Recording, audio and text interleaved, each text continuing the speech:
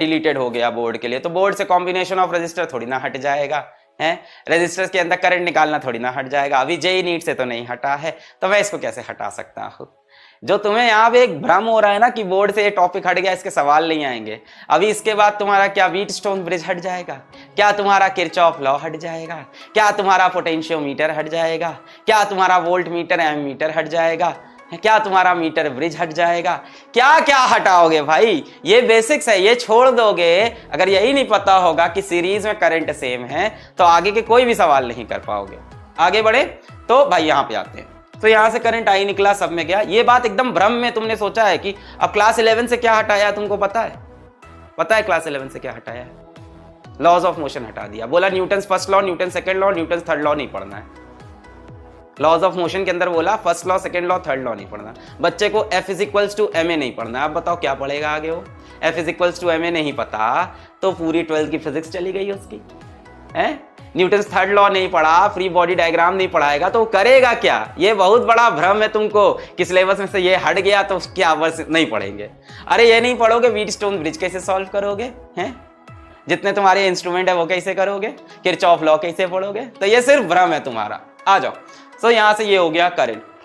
हाँ, इसकी डेरिवेशन नहीं आएगी, बस इस बात से बच गए हो। और बाकी जेई ने इसको डिलीट नहीं किया, जेई इसको डिलीट करेगा भी नहीं, मैं लिख के दे रहा हूँ। ये बात बेवकूफ नहीं बैठे वहां पे कि डिलीट कर दें।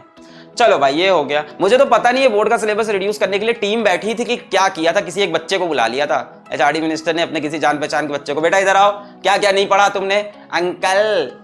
अंकल मैंने कॉम्बिनेशन ऑफ रजिस्टर नहीं पढ़ा है। सुरेश काट दो उसको, खचक खचक काट दो। और बेटा वो अंकल वो मेरे से फ्री बॉडी डायग्राम नहीं पढ़ता। सुरेश काट दो। सर फ्री बॉडी डायग्राम नाम का कोई टॉपिक नहीं है। बेटा टॉपिक ढूंढो। लॉज ऑफ मोशन में first law, second law, third law काट दीजिए, काट दो सुरेश। ऐसे काटा गया है, मतलब पूछा ही नहीं गया यार। मैं नहीं कह रहा मुझको बैठाओ, फिर भी इतने बड़े बड़े फिजिसिस्ट बैठे हैं इंडिया में, उनको बैठा के सिलेबस कटवाना। सिलेबस काटने का चांसेस था, सिलेबस काटने के क्या बोलते हैं उसको, स्कोप था। ऐसा नहीं था कि सिलेबस नहीं काटना चाहिए, मैं ये नहीं कह रहा हूं। ऑफ कोर्स बच्चे इस बार टाइम कम मिल रहा है, स्कूल नहीं जा रहे हैं, सब मानता हूं मैं। वो भी खैर मक्कारी स्कूल में क्या ही पढ़ाई होती है, खैर एनीवेज फिर भी मान लेते हैं। तो सिलेबस काटने का स्कोप देखो, सच्चाई समझो। कौन सा स्कूल में पढ़ रहे थे तुम लोग? अभी उछल रहे हो सिलेबस काट दो, सिलेबस काट दो। सच्चाई है दिल से। फिर चलो फिर भी माना स्कूल में पढ़ते थे, मैं मान लेता हूं। तो सिलेबस काटने का एक तरीका होता है। ये जो सिलेबस काटा है, ये पता नहीं क्या आंख बंद करके किसी केमिस्ट्री वाले से फिजिक्स का कटवाया है, फिजिक्स वाले से केमिस्ट्री कटवा दिया है, इस तरह से काम किया है। मतलब मजाक की बात है ये। आप ये हटा दोगे तो आगे कुछ भी नहीं पढ़ा पाओगे यार। मैं सबसे ज्यादा हंसा था जब मैंने देखा लॉज ऑफ मोशन से फर्स्ट लॉ सेकंड। मैंने कहा ये क्या है?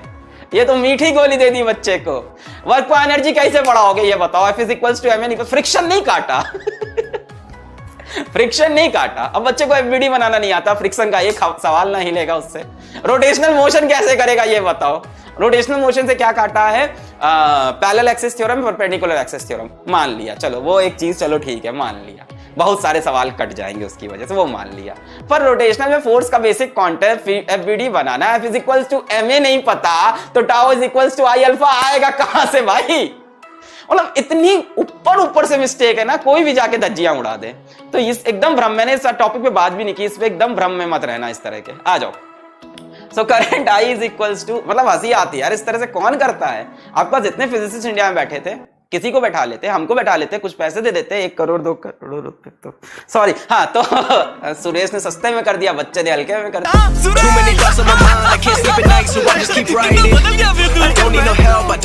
ऐसे